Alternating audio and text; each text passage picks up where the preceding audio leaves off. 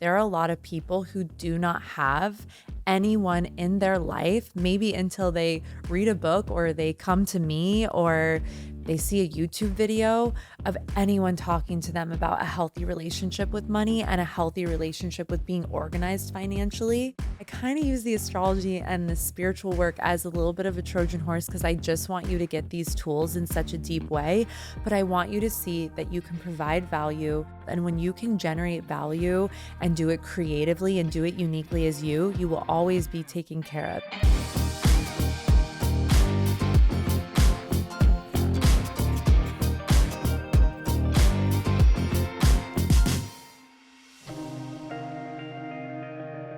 Natalia, welcome to the Earn Your Happy podcast. Oh my God, this is a dream. This is a dream. Thank you for having me, This is a dream babe. for me.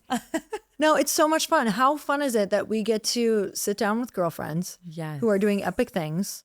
I just got to be on your podcast, which was so much fun. Oh my God, such an unreal conversation. I almost had to like pinch myself. And like I told you, I was getting cold and I was like, oh my God, this is happening right now. This is incredible. But like, what a cool life that we've created this in our realities, that we get to sit down and podcast and ask questions. And, you know, I know, with the podcast, like it can feel so selfish because I know I'm excited to chat with you all about finances and astrology. And I love astrology. I just never remember most of it, but I'm obsessed with it. I actually am always so interested, like in different people's astrology signs, all the things. Like one of the first questions I actually ask people is what their sign is. Yeah. Is that crazy? Do you know how to land it? Like if they're like, oh, I'm a Scorpio or I'm an Aries, or what does land it mean? Like, or do you land it with yourself to be like, okay, yeah, they're like this? For the most part, I know. Well, here's the thing is I like stick the landing. I find that I'm really like, I find like 3 signs that I seem to always like run in. And then I get outliers, which are actually, even when I get those, like I end up finding the why. So yeah, really? I land it 30% of the time. I'd great. Like to land it more. I'd like to stick the landing more frequently. But like I always find I run in like Tauruses all the time, Sages, Leos, Scorpios. Taurus is interesting. I think if I remember from your chart, what do you have in Taurus? I remember you have Chiron in your 7th house. You have Chiron in Taurus.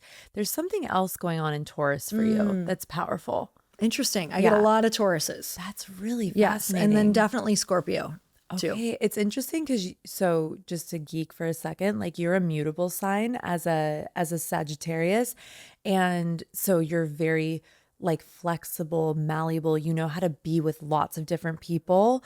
But the interesting thing about Taurians and Scorpios is that they're fixed energy. So they're very solid. They're very constant. So that makes sense to me though. Yeah, it's fascinating. It's because like I crave that sometimes. Yeah. And we will do that where we'll like call in sort of the energy that we need, like a counterbalance too. So that's interesting. We could analyze that for a while. I know I could really go there for a while, but this is what's so fun about this conversation with you is so much of what you do is rooted in astrology and your background with it and just your knowledge of it. It's almost like it must be challenging sometimes to even answer something without taking that as a reference point. Totally. What do you do when people like ask you different questions and they're not aware of your astrology background? Do you bring it in right away or do you just... Oh my God. You mean like if they're just asking me like a random in the world or something? Yes, but like everything you do is kind of rooted back to it and you understand people so well that how does Natalia be normal out in the world? I'm not normal ever. I'll be like on a plane, like, sitting in my little biz class seat and like someone will be like, what are you doing here? And I'll be like, so I'm an astrologer, but I help women with personal finance. And they're like, I've actually made really great friends before who've actually come and like spoken my membership. They're like, what do you do exactly? And what's with all your tattoos and like the vibe? But no, I'm not normal anywhere. But I also know how to ground it. And I don't know why I keep saying land it, but it's like land astrology in a way where it's not so pie in the sky or it doesn't feel so like off kilter for people. It really, even if they're not into it, I feel like the way that I approach it, which is truly from a place of curiosity, of like understanding them. And it's fun. Like I'm genuinely curious about people. I am endlessly curious about people. And I just think astrology is such a beautiful, fascinating tool because people are generally into themselves and they want to know about themselves. And even if someone isn't into astrology, I think there's always something that I can bring just because I've just been studying it for such a long time and I'm quite intuitive with how to communicate with people. So even if maybe they're not necessarily naturally gravitating or it's not something they've ever been interested in, I feel like I can have a conversation or I'll pull up their natal chart. I have done this more times than I can count, where they're just like, wow, that is interesting. Or the fact that you could know that about me or ask me that question is like really powerful. So yeah, I love it so much. But yeah, I'm never normal, like literally anywhere. Like And I I want to love have deep that. chats. And it Yeah. usually starts with astrology. Okay, so astrology, and then you also are a medium. Yes. When did you get into astrology, and how did you even start to understand that you were a medium? Yeah, that's a great story and it's kind of wild. The mediumship is very, very new. But very, very simply, when I was in my early 20s, I was just lost. I was partying. I'd moved to LA. I moved there thinking I was going to grow the jewelry line that I started when I was in college. And instead, I remember I started dating this Pisces guy. And he literally was like, do you want to come to a meditation with me with a Japanese sensei in downtown LA? And I was like, what? Only in downtown LA, literally. people. Only in downtown. I also was like, wait, so I'm 21 years old, just painting the picture. I'm 21 years old. I'm sitting meditating. I'd never meditated in my life, This is really. not what I was doing at 21. Okay, continue. Yeah, me neither. Oh my God. That was not the bulk of this whatsoever. I was partying so hard, but I just remember sitting and being in the presence of this person who is, looking back now, I can see they were just so unbelievably practiced with themselves and with meditation. And I just remember having this thought where I was like, what am I doing here? But this feels really right to me. And I'd had a little glimmer of what I always put in air quotes of like having a spiritual awakening when I was 19. People always ask if like my parents were super woo or if I was always like this. No, not at all. It didn't really hit for me till I was 19 years old. And where were you from again? I'm from Arizona. Okay. Yeah, I moved to San Diego for school. And I just remember having this moment where I was like, I don't think I believe in this traditional idea of what I'd been taught God or divinity was. I wanted to find my own relationship, but I had no idea what that was going to look like or what that could be. And what was really interesting is a couple weeks later, again, wow, okay, I've been taught by a lot of people I've dated, which is interesting. But I remember I started dating this guy and he gave me a book called Conversations with God by Neil Donald Walsh. And I remember reading the back cover of it, I just started to weep. I was in a rental car, ironically, because I had gotten in a car accident. Another 19-year-old chaos. I was very chaotic when I was young, very all over the place. I'm relating. Yeah, it's our fire sign energy. But I just remember like reading the back cover of that book about how just the universe and God is communicating all the time. And it's a very personal, natural relationship. And there was something about that that really spoke to me, but I wasn't ready on any level to like take that in and make that real in my life. But after I moved to LA and I went so deep in the partying route, I mean, I went deep for like a year and a half and I was just really, really derailing myself, derailing my health and my vitality. And I remember just having this day where I had slept for like 2 hours and I had partied with my friends and I was like, I looked myself in the mirror and I was like, you're going to like ruin your life. So it's time. And you just knew. I just knew. And I knew that I had the wherewithal to stop immediately. And so that's what I did. But the reason I preface all of this is because then my life took a really, really interesting turn. I thought I was going to go to New York and keep working on my jewelry and blah, blah, blah. And I was planning on just partying there and doing whatever. But instead, I got an invitation to do a yoga teacher training. And so for someone who's been like drinking obscenely and partying and doing drugs all of a sudden I cold turkey stop and I'm just going to go and start to train to be a yoga teacher. Okay, sounds intense, but I was like, sign me up. I ran into the teacher at random at a grocery store in LA, and she was like, "Why are you going to New York? Like what are your goals? What's your vision for your life?" And I looked at her point blank in the face. I was like, "I have no idea." And she's like, "I think you're meant to do this. And I think there's a reason you ran into me today." And so I ended up, it was the biggest investment I'd ever made in myself in my life. It was $1,000. And that like 7-day training transformed my relationship to myself and really brought me home to my soul and brought me home to the deeper parts of myself that I was searching with the partying and with all the wildness. I was looking for this part of me that had always been there, but I just didn't know how to connect to. That's what led me to astrology. Again, I was dating some guy, he broke up with me, and I was at the Five and Dime and downtown LA. My spiritual awakening occurred in downtown LA, shout out. But it was really interesting because I just remember her sitting across from me and being like, "Okay, you're so disappointed about this guy. Have you ever studied astrology or heard about astrology?" And that was the start. So I already had this sort of connection with my spirituality.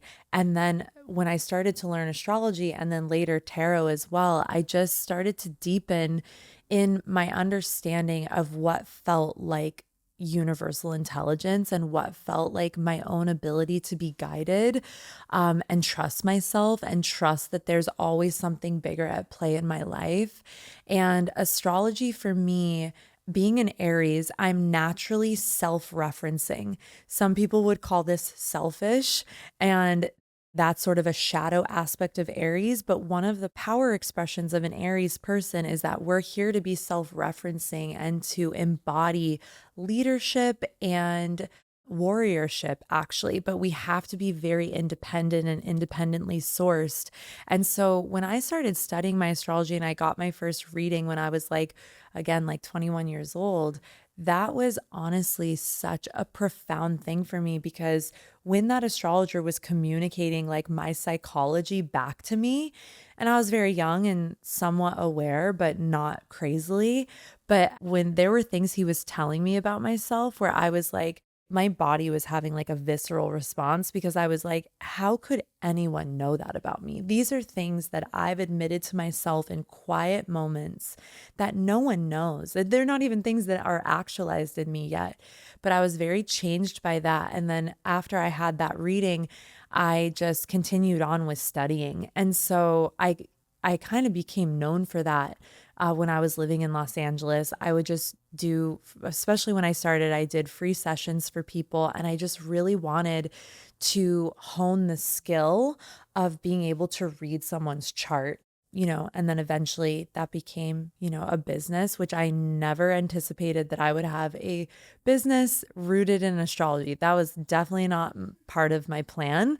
I had done electronic music, I had a corporate job. I started my own little mini social media agency. I had the jewelry line, but all the while I was always studying and I was always reading people's charts for them and doing the tarot and all of these things that were just giving me and other people so much more self-awareness and even space, even a really unique space of profound guidance. And the mediumship clocked in kind of the same. It's way too long of a story to get into, but basically I hit a huge, huge wall. I was doing a lot of business mentoring for like spiritual women who were just wanting to stabilize their business, move out of one-to-ones. And I have a Capricorn ascendant in my chart. So I love business. I love entrepreneurship. I love systems. I love structure. That's been just something that comes a bit natural for me. However, I reached this place a couple years ago where I was like, I am so freaking burnt out. And similar to the story you told me, Lori, where it's like, I'm so unfulfilled by this. And if I have to keep doing this, I just don't know what I'm going to do. And I had a really interesting moment where I actually had a client just cold turkey. She's like, I'm closing down my business and I don't need to work with you anymore. And for someone whose deepest fear is instability, and I was moving into the summer. I just was like, what am I doing? And I remember just sitting at my desk. I had my office in Laguna Beach at the time. And I just remember sitting at my desk and just putting my head in my hands. And I just kept saying over and over, I'm so lost. Like I'm doing what I think I should be doing to create safety.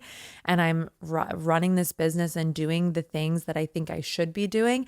And I'm really unhappy and I'm really tired. And I started yelling, very dramatic. We're both have the drama piece. Like you two, you drop to your knees. I cry a lot. And I just was like shouting and I didn't even know who I was talking to. I was like, tell me what to do. Tell me what to do. I don't know what to do. And I'm just burning into the ground right now. I'm just too exhausted and I don't want to do this anymore. It's not lighting me up. And I remember hearing this very faint voice in my head say, oh, we'll tell you what to do.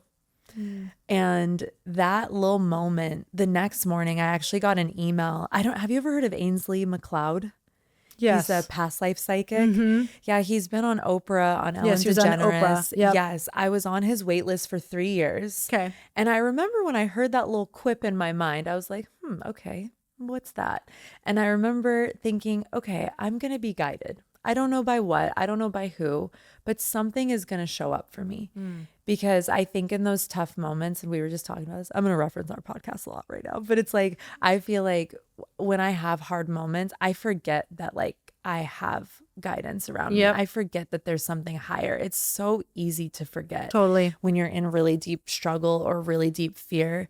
But I had a feeling in that moment, I was like, something is going to show up for me. I just don't know what it is right now. And the next morning, I got an email from Ainsley McLeod's assistant saying, Ainsley can see you on Monday. And meanwhile, to almost the month, I had been on his wait list since 2020. So it had been 3 years. Oh my God. So I got that email and I was like, okay, maybe this is a piece of the guidance. And long story very short, it was one of the most intensely profound sessions. I kept saying it again out loud, didn't know who I was talking to, but I was like, God, universe, whoever's listening, I was like, you need to show me beyond a shadow of a doubt, because I know my mind is going to try to talk me out of this. Even though I'm very woo, I'm very esoteric, I have such a strong left brain. And I was like, please, please, please give me something in this reading with Ainsley that I can't deny. Show me how real all of this is. I need proof and I need to know I can trust something beyond my own damn mind. I just need proof right now. And so long story short, Ainsley walked me through, being a past life psychic, he walked me through something that I had already seen in a completely separate session 2 years before, only he gave me details and confirmations, things about my early life that he had no wherewithal about. Yeah. And there was just something about that experience that absolutely broke me open and reminded me that there's so much more. And so I suppose for someone who maybe is more has a religion or has like sort of a different belief system. For me, I just didn't have anything that I could turn to necessarily where I was like, there's more. And I don't know what it is, but this really opened the conversation for me to not be afraid, to know that I'm guided and to know that there's more than just this life. And I actually ended up in the hospital. That's another whole story. This session was so intense. And I feel like it was also helping me let go of really deep body hatred that I had, really deep body dysmorphia that I had. That was a really big thing that came up in that past life that he spoke to me about. And I had a voice in my mind, again, that same voice, say, you're going to have a physical, visceral detox. And it's easy to ignore that voice when you hear it because it's so subtle. And yeah, within a week, I had gotten this IV and they pushed the glutathione too fast. I'd also gotten like some sort of facial that day that was like draining my lymph. And long story short, I didn't know this at the time because I just thought I was freaking dying. I got so sick. They had to peel me out of my bed. I was married at the time and my husband wasn't in Laguna with me. and they were peeling me out of my bed at like 6 in the morning and 8 EKGs on my heart. I mean, I couldn't open my eyes. I could barely get to the door to open the door for the paramedics. Like I had such a massive detox response to like what I'd done. But the interesting side of this is that within a week, I was a completely different person, and I had to face that really wounded masculine part of me that had kept me so in one state of mind, thinking this is how you create safety, this is how you create success, this is how you create stability. And by the way, it's all on you. All of that needed to like break apart and dissipate. And that reading was a big part of that for me, because I just didn't realize I didn't have faith in really anything, let alone myself, or let alone that I have anything guiding or supporting me. I just didn't really look at life that way before this experience. And I actually got really sick after I went to the hospital, and I had to be in bed. And I hadn't let myself get sick in years because I was so concentrated on like everything is on me. I have to take care of everything in my life. And that's even how it felt in my relationship. I just felt like everything was on me, and that was the story. Well, getting sick never fit into that category of being able to receive and being able to be quiet and be still. So I was kind of forced to. I started nonstop watching Tyler Henry. Have you ever watched anything? He's the Hollywood medium. Okay. I love him so much. And as I was watching all this Tyler Henry, it was lighting me up in a way that I hadn't felt in a really, really long time. And then I heard that subtle voice again be like, mediumship, get a book on it. And I was like, okay, well, I have a Sagittarius moon. I love to read. I love to study. And so I actually ordered a book called Magical Mediumship. And I have like what I like to term a bit of self-diagnosed ADHD. If I'm not interested in something, good luck for me focusing on it. Like I will literally do 30,000 other things. I feel you. Right. And literally with this, it's like I voraciously read this book. And then I, not long after, was at I DJ'd an event for one of my best friend's gala, and we had a huge dinner afterwards at the Cara Hotel. And my videographer, Madeline, she's like, I heard you're like studying to become a medium. And I was like, yeah. I go, give me like 5 years and I'll start practicing. She goes, practice on me right now. And I go, Madeline, I just started reading this book, and like I've been watching these videos. I was like, but I don't know if I could bring anyone through for you. She's like, why don't you just try? So we're in the middle of this busy restaurant. It's like Saturday night. And I literally brought through her grandfather, Earl. I said, does your mom have a walk-in closet? Like, what is that question? Don't even ask. I still can't even believe I asked it. And I go, does your mom have a walk-in closet? She goes, I have no idea. I go, well, your grandpa's letting me know that this is where he connects with her. There's something special about this space. And she goes, okay, like I'll ask my mom. So 3 weeks later, I get a text, and this is when I used to wake up and check my phone. I do my best not to do this as much anymore, but I wake up and I'm looking at my phone, I'm reading my texts, and I look and I see this text from Madeline, and she goes, Natalia, she goes, my mom and my sister want to thank you for bringing through Earl.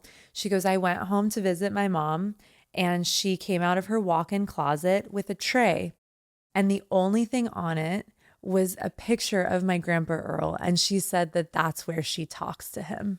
So that really gave me like this moment. And I remember crying a little because I was like, oh, wow, maybe I can do this. Like maybe this is an ability and something that I can hone and I can express.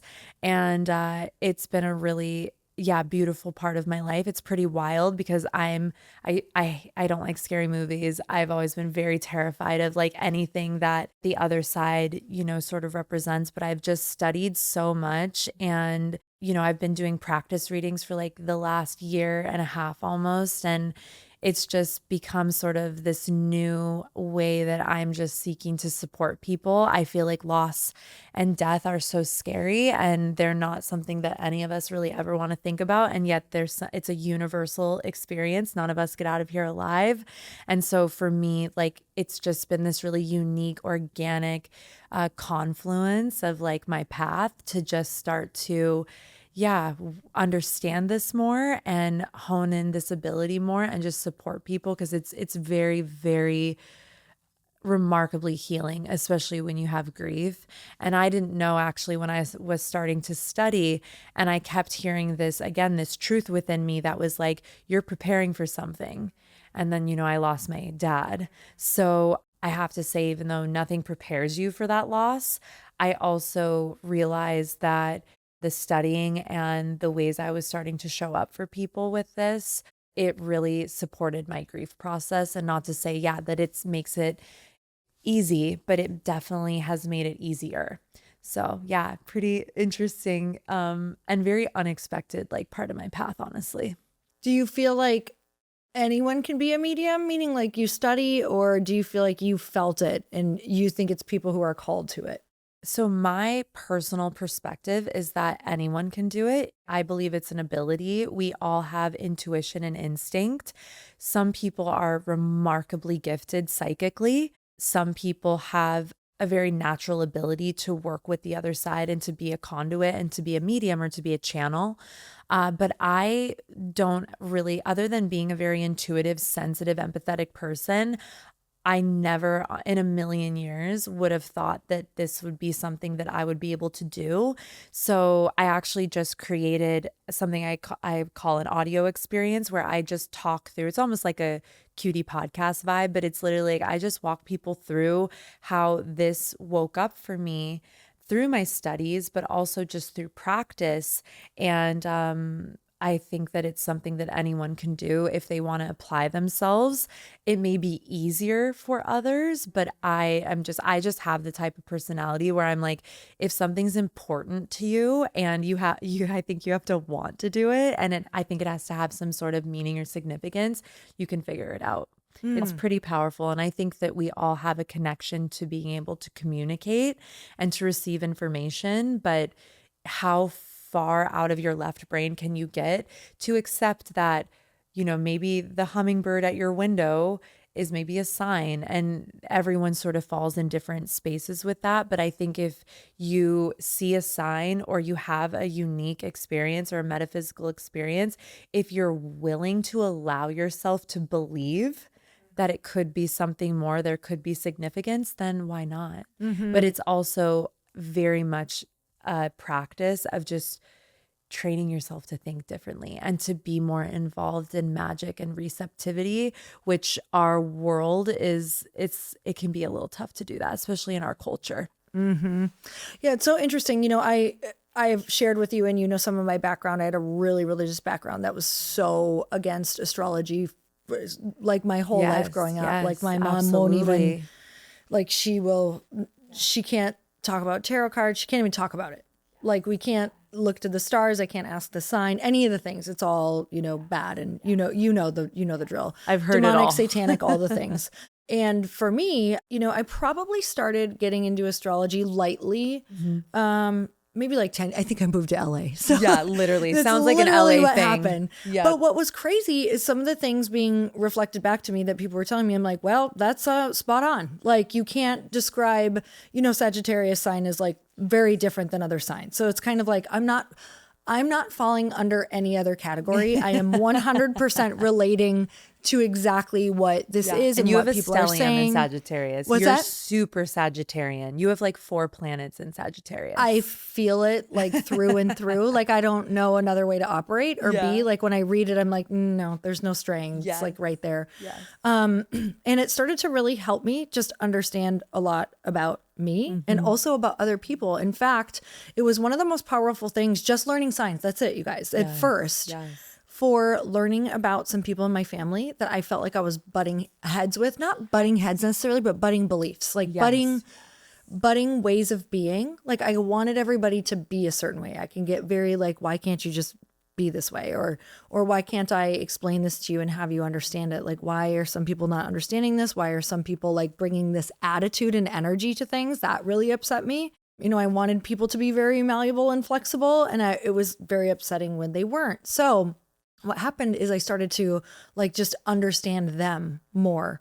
and how I was reacting to these people. And it actually like really changed my life with my family relationships, like the same people who wouldn't, maybe look at astrology. Yes. You're like, this is supporting me, I'm like, supporting this is you right really, now. really exactly. This is actually really helping whatever Yes. you're starting to enjoy in this relationship. What astrology also did to anyone who's just kind of like, I don't know, maybe some people are listening and they're slightly closed off.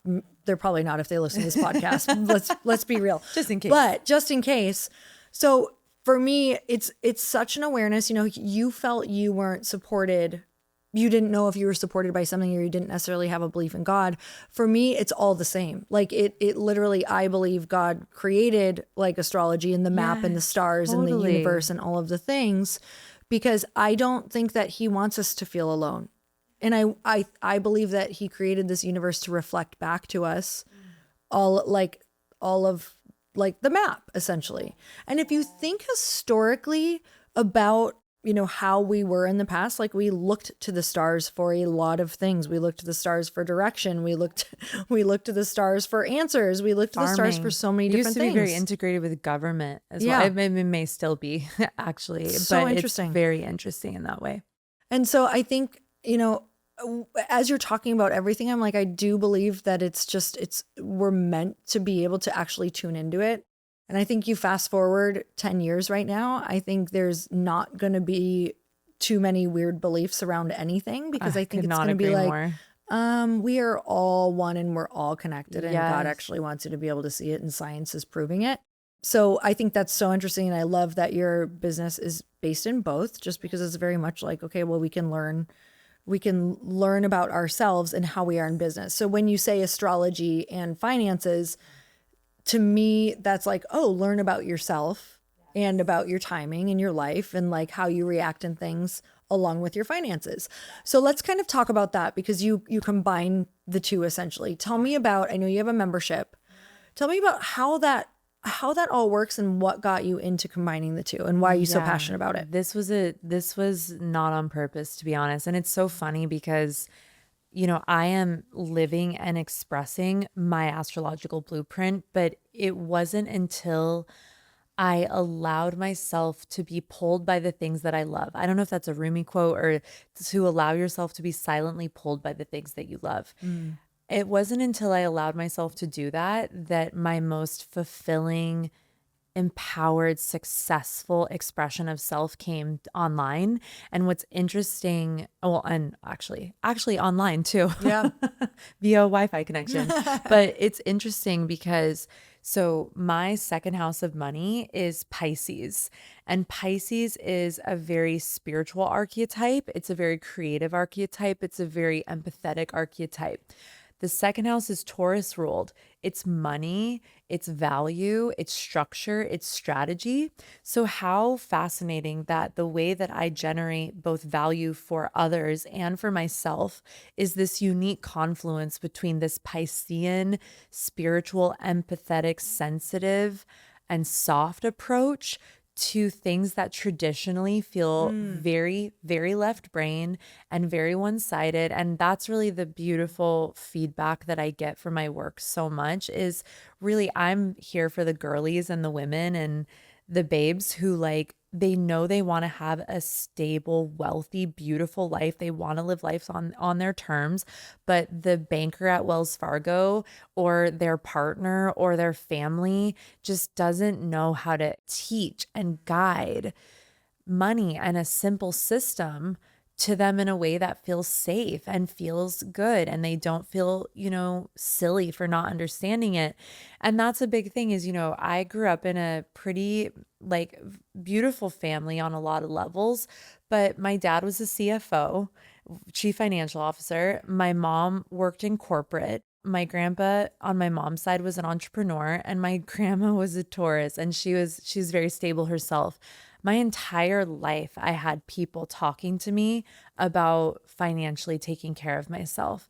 And what I see in my work time and time again is that there are a lot of people who do not have anyone in their life, maybe until they read a book or they come to me or they see a YouTube video of anyone talking to them about a healthy relationship with money and a healthy relationship with being organized financially. And so I joke with my with my gals. I'm like, I kind of use the astrology and the spiritual work as a little bit of a Trojan horse because I just want you to get these tools in such a deep way, but I want you to see that you can provide value, you can make money uniquely as you can apply yourself to discipline and consistency uniquely as you. Everything's in the natal chart.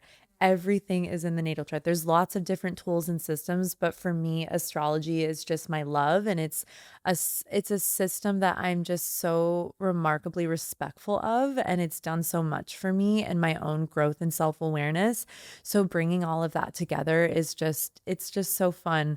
But, my work within MWMM, within the membership specifically, is so funny because look, my second house of money, it has this spiritual bend to it. I also have Venus there.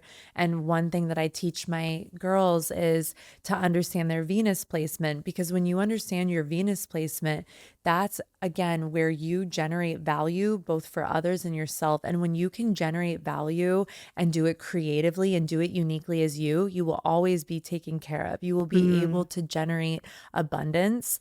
And that placement is such a big one when we're learning about money. And what's even interesting in my own chart is I have a really there are aspects in astrology. So if you look at the aspects in your chart, they give you a lot of information of how the planets are communicating. So I have Venus in Pisces, and then it's squaring my Saturn in Sagittarius. That's a really, really hard aspect. I used to, and this is before I knew anything about this. I later studied it and was like, I'll be damned, that's freaking nuts. But I couldn't keep $50 in my bank account. I was just terrified of money. And it wasn't until I started to learn money management and pulled that alongside my deep, deep relationship to my spirit that I started to generate and really become stable and, in my own terms, successful. And I love to teach the ways that I've supported myself, both on that very right brain, emotional, healing the nervous system, getting to know your astrology, all that good stuff, paired with you gotta track your money, you gotta manage your money, you gotta know if you've got debt, you gotta know how to take care of it. So it's really pulling together those two totally unique expressions, which is very apparent in my chart. But that square to Saturn is very much Saturn represents responsibility. And it wasn't till I created structure and responsibility with money that I was given more and I was able to create and receive more and generate more. So this is just one unique example of just how astrology, and when we get to know the natal chart, it's pretty amazing like what it can reveal to us about ourselves. And so yeah, that's basically that unique kind of coming together of two very different things. So if someone were to come in, you do their natal chart, which is you just need their birth time, Yeah, they birthplace. do it. I teach them the beginning is 3 steps. So you choose the track and the membership based on a goal. So do you want to make more money? Do you want to heal debt? Do you want to up your manifesting or learn your astrology? Do you want to learn to manage money and invest in your future, or do you want to build a business? You can do as many tracks as you want, but I recommend starting with one. The second step is they learn the 6 financial tools. They're simple. They take about 10 minutes a day. You get them done in 6 days. And then the third step is I teach them how to decode their money blueprint. So one thing about me as an Aries is like, I want to like hand you the tools and I want you to be your own reference. I'll give you the system and the simple structure to get it done, but I want you to really be like, I did this and I know how to reference from myself how to actually apply this to my life instead of me just telling you. Although, we do a lot of Q&As and everybody's got me telling them about their chart, and I'm happy to, because obviously I've worked with the system for so long, so there's a lot of nuance that I can tap into with people that maybe they aren't seeing when they're just beginning and getting to know their chart. But yeah, that's essentially the kind of unique synergy of the membership is it's based on your goal, but in addition, you're also getting these really simple finance tools that you're going to keep in your habits and in your toolbox for, my, prayer and intention is that they're with you for the rest of your life and they evolve with you throughout your life. And then the astrology as well, like that the amount of messages that I get, not only from women in the membership, but just women who have done my work or received a prosperity report from me, they just, I mean, it's just remarkable because I think the self-awareness piece of like, oh my God, I can approach money in my own way. I can generate in my own way. Like you are such the embodiment of your chart, Lori. Like it's just so cool. I'm like, what is my, I'm trying to I'm thinking where understand. your Venus is. Yeah. I don't remember right now. Okay. It's wherever it is, it's a vibe. It's I'm like wondering because when people come in, you know, if I were to come in just thinking about like 10 years ago, they're able to see. So what the chart does from what I'm understanding is you're kind of able to see like what your blocks are or like what you should focus on or okay. Yeah. Essentially what the natal chart is for. So for anyone who doesn't know what a natal chart is essentially the moment that you're born. Yep. The moment you take your first breath, you know, they clock the time. Whatever time's on your birth certificate is time we use. And essentially what the natal chart is it's a snapshot of where the planets are the moment you're born. And what an astrologer does is it's almost like we're decoding the language of the planets and we're singing this song into you that is the song of your soul. And it's the song that reminds you who you are and not just your strengths, but also your challenges. And the little key, like I almost call it like the cheat code, is when you are embodying your planetary placements, your life just works. But what happens so often is we have programming, we have ideas and identities about ourselves that are not even ours. They're things perhaps that we picked up when we were young. If you're open to the idea of past lives, they can be things that are in the subconscious that the soul's bringing with to grow through and heal through. So the idea of looking at the natal chart is we're literally like looking at a placement or looking at, like I said, the song of your soul. And we're looking at if you embody these things, if you're willing to honor and hold these archetypes, which you oftentimes will naturally be doing. If there is one thing of most likely, I mean, I have never counted, but I would imagine it's in the thousands at this point since I've been studying this and reading charts for about 16 years now.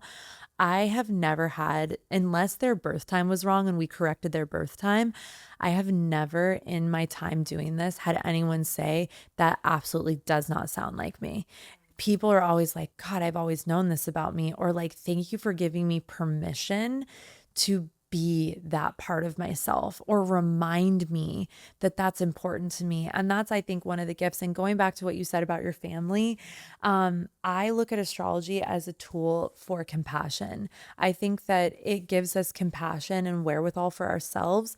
And it also gives us the opportunity to grant that compassion for others because not everyone functions the same way as we do. And especially when you understand people's aspects. I remember when I was studying astrology, I worked at a jewelry store on Sunday afternoons and nobody ever came in. So I had so much time to study. And I just remember one time like looking at all my aspects and being like, gosh damn, these are freaking hard. Like these are intense things.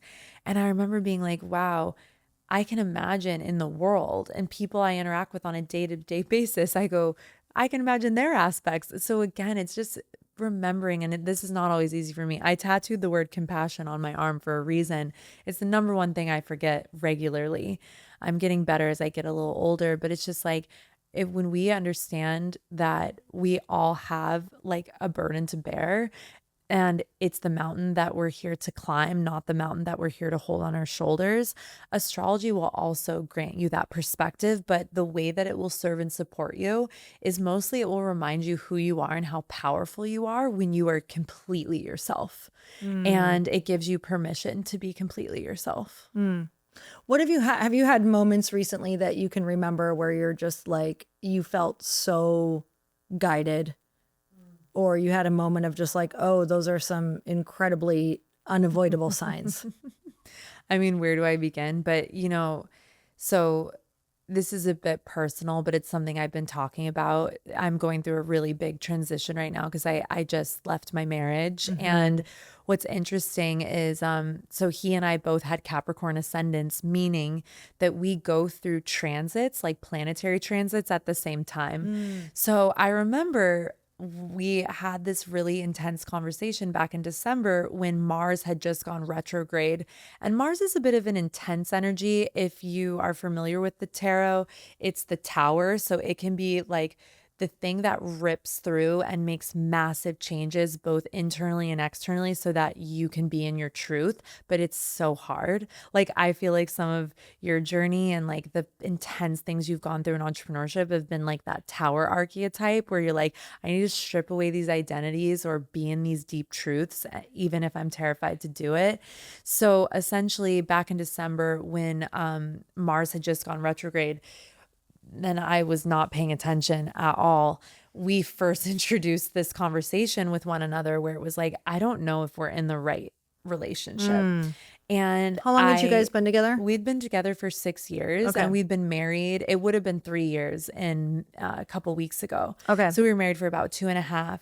But what's interesting is I was, of course, like something big's going on. I'm like, oh, what's going on in the chart and what's going on like in terms of the planets right now. So I tend to not look forward and like apply things. I tend to look backwards. I live my life very experientially. And then I like to go back and see if there's true and total Okay, like that's proof awesome. in the Yeah. pudding. You know what I mean?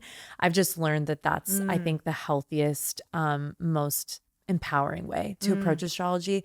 So we had like, it was one of the hardest days of my life when we had that conversation. And I looked and I go, oh my God. I go, he and I have Mars retrograding through our 7th house of marriage and 7th house of partnership. I was like, and it doesn't have to materialize in a divorce, but it can be a myriad of things, because I'm sure there were plenty of other people with Capricorn risings who didn't get divorced during this Mars retrograde. But it was really interesting because it brought something forward. So fast forward, we decided to work on it and keep going. But then I remember having this thought where I was like, man, we're getting through this Mars retrograde in our 7th house partnership. We're going to be okay. And then, 5 days after my dad's service, we sat down together and I was like, will you keep working on this with me? And he was like, no, I don't want to work on this anymore. And I think you don't want to either. And there was something about his acknowledgement, it makes me a little emotional, of like setting me free. And I wouldn't have done it myself, even though I was so unhappy. I just don't think that I realized, because especially going back to the astrology part of being an Aries, I'm seriously deeply loyal. But I think what I've had to recognize and even look at in this relationship is like, I was so far away from what I truly wanted and so deep in what this person wanted and what I needed to do to maintain the relationship, and maintain the connection. But when he said that to me that day, I mean, I'm eternally grateful, because I needed him to tell me that he was done, because I don't think that if he had, I don't think that I would have had, if I'm being completely honest with myself, I just don't think that I would have had the wherewithal to actually leave. Wait, what was the question about transitions? I forgot. Well, it makes me want to ask you next, like, what were you not living in the marriage that you knew your soul needed, but you weren't getting or having or living? And I don't want this to sound shallow to anyone, but to me, this is so important. We just had completely different versions of what life and our lifestyle wanted to look like and be. We were just on 2 completely different pages. And so what I found is I was kind of shrinking my vision. And I also recognized that he would never tell me his. He wouldn't tell me where we were going or what he wanted. And that, I feel like, for me as a woman, and even just like in my feminine energy, I just was like, I didn't feel like I had leadership in the relationship. And I just think there was also a deeper part of him, if I'm being really honest, where like, I think he loved me very much, but he knew deep down, like, I wasn't for him. And I knew deep down that he wasn't for me. But when you have friendship and you have love for each other, it's kind of like, okay, let's figure this out. But we didn't share a vision, and I didn't know his vision. And so I think for me, that was a huge thing, was like, we were living separate lives. I mean, we lived in 2 different cities. He was in the desert and I lived out here Wow. in Orange County. So it was just like, it was starkly clear, but we just weren't, it took a minute to really admit. And I just think that when it really came down to it, I was just like, I just don't think that we see life the same way or we want to see life the same way. And I'm a very different person than who I was when I was 31. I've changed a lot and I need you to like grow and evolve with me. And it wasn't happening. And I can't, what I recognize is I can't require someone to do that. They have to want to do it for themselves, not for me. And I think there were moments where he was trying to recalibrate who he was to fit me, and I was trying to recalibrate. And of course, there's going to be a degree of compromise and ways that you mold and you fit together. But for us, it just wasn't right. And we kind of always knew.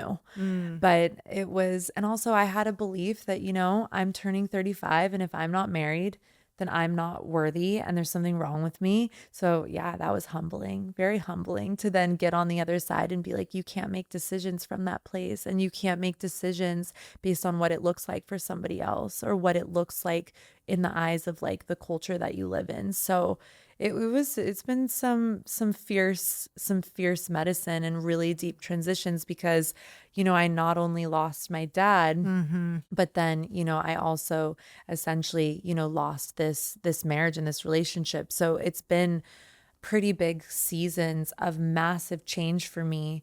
But, on the other side, as crazy as it sounds, like I'm so grateful because I feel more myself than I've ever felt in my life. And me and my, ex-partner, we have so much love and respect. I mean, in the context of divorces, I have to say this has been extremely seamless and peaceful. We also didn't have children. We only really had one asset that we needed to figure out. But I think there was really an idea of like, hey, this didn't work. And I'm sorry. And I'm sorry that I tried to make you someone you weren't on both sides. And let's move forward. And I'm just so remarkably grateful for that because I know that that is not always the way that it goes with big changes like that. But yeah, it's been a lot of shifts for me. A lot of shifts. How are you dealing with that? Like, how are you doing? Because that's a stripping away. That's like a complete. Yeah. That's like can be very lonely. Yes. Oh yeah. Confronting all of the things. Your whole life shifted. You went from having a partner, Yeah. and a father to those two very important, like what Like we male, put importance masculine. on. Yeah, Yes. exactly. Like not being there. So how have Yeah. you been dealing with that? Well, first and foremost, here's what's interesting. Before this happened, I was in a lot of pain. I was in a lot of avoidance. And when it happened and when the truth finally came out, ironically, it happened 4 years to the day that we got engaged. So it was in February. And I remember looking at the date on the TV, the day that we made the decision. And I was like, why does this date seem so familiar? And then I realized, wow, 4 years to the day we had, gotten engaged. So Wow. it was intense. But I again, this trust and this deeper knowing inside of me. And I had conversations with God, like laying on the floor, just being like, where are you taking me? Because I'm scared. I don't want to lose the comfort I have in this, but I know I gotta go, but it doesn't mean I'm not fucking terrified. Yeah. And I have to say that my hardest moments were before I actually made the change, because making the transition, moving back out here, which is where I wanted to live, having my business, which I'm so grateful for because it's so fulfilling for me, having amazing friendships, I feel free. And it's hard to say that because I know that not everyone has that kind of experience when they lose a relationship like this. But if I'm being really transparent, for me, I was just not myself. And so to release something, and like I said, I didn't even want to release it. If he hadn't said it's time, I would have just been like, I would have kept working on it. So to have that grace, even though it was so fucking scary, it's like, I feel like once I let myself fall, I was free. And I've just been living an experience in the last couple months where I'm just experiencing a lot of peace, but it doesn't mean I don't have immense moments of grief. Our wedding anniversary was a little bit of a tough day for me because I was like, wow, 3 years ago today was such a day of happiness for us and such a day of excitement.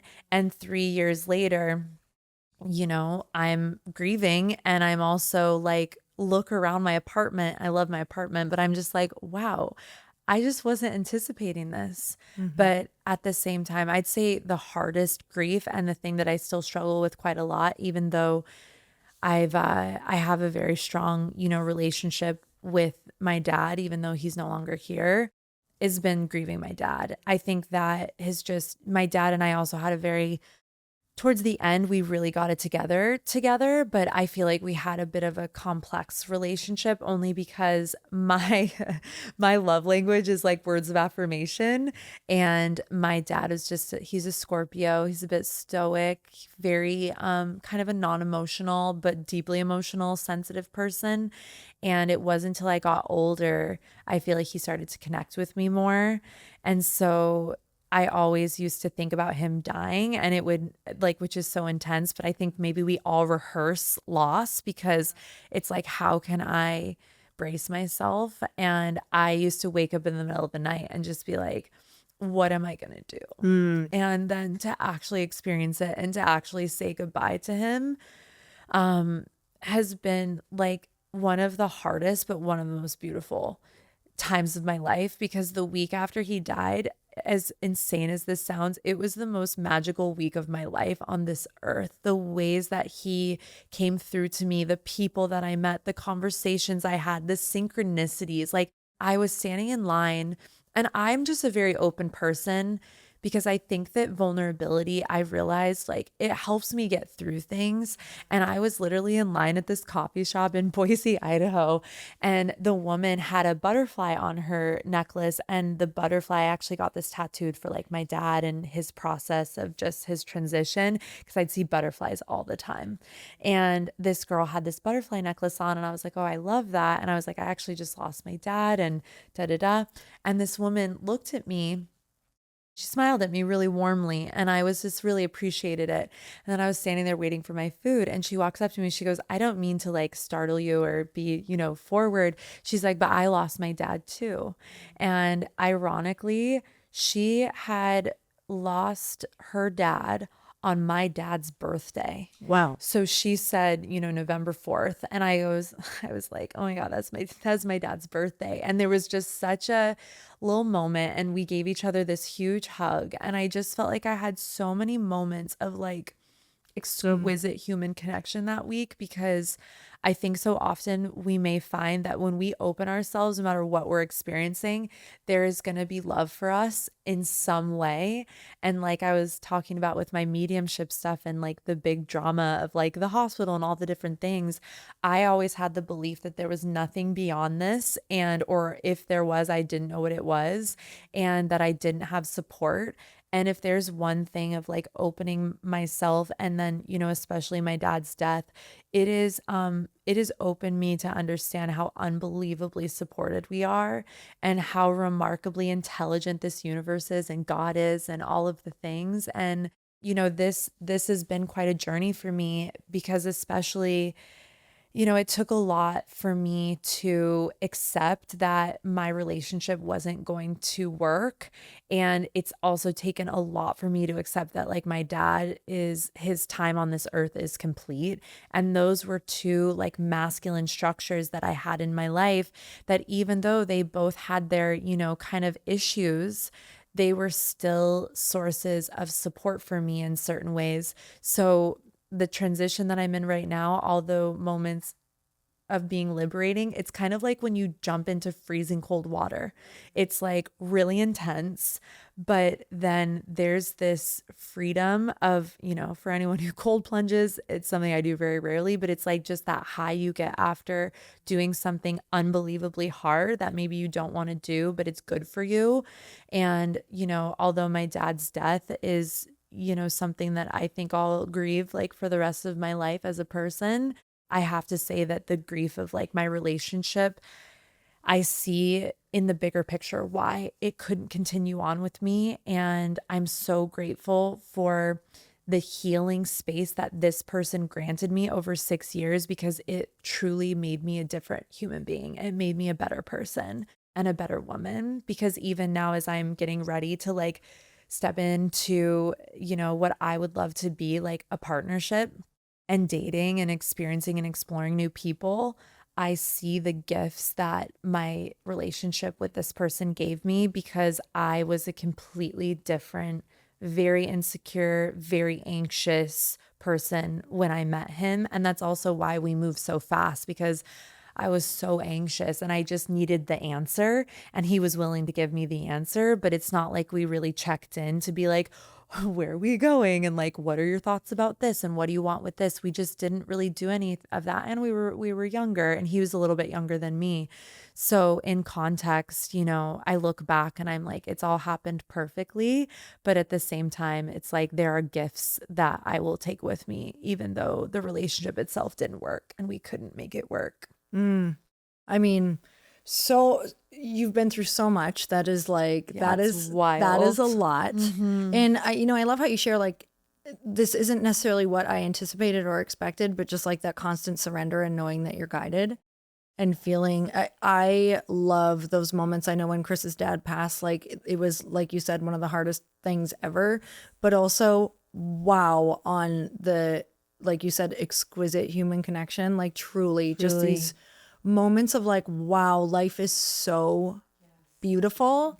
And having that contrast made it even more beautiful, meaning like and we feel like we got messages from him afterward that were just so profound, like so profound.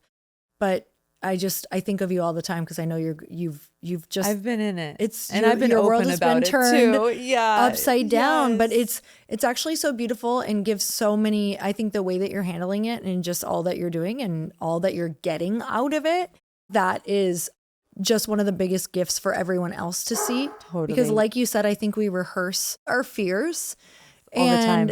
Yes, and actually seeing somebody go through some of their biggest fears and knowing that they're coming out better, I think makes life so much better. Yeah. So Oh I'm my so God. grateful for you sharing that. Yeah. Thank you, babe. And thank you for the support you gave me. Like, I remember being in, Idaho, and my dad had just passed. And I remember you sending me that message. You sent me beautiful flowers, and you telling me, after Chris's dad passed, we just got so many reminders that he's there. And yeah, it's a very sacred time. And I also feel like it's not always something that our culture really creates a lot of space for, but the outpouring of love and the outpouring of support. And I got to be with my mom, and I'm so grateful for my business and the business I've created over so many years, because I got to be with my mom for almost 3 weeks, and I just stayed with her, in her and my dad's home. And I got, especially when just like speaking of like the grief process, but it's like being in my dad's office. I remember being like, where are you? Like, it's so shocking,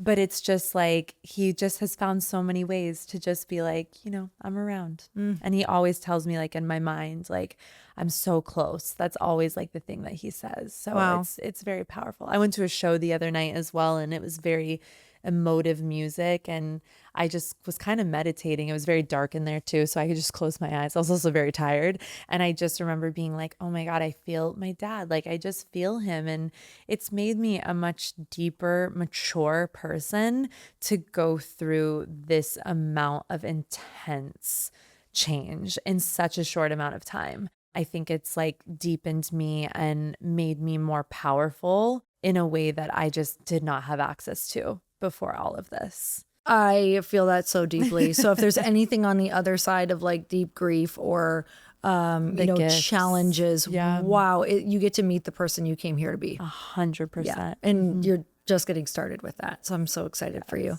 All right. So how could we work with you if we want to check out your membership? Yeah. So, I mean, my website is just nataliabenson.com. You can explore the membership there.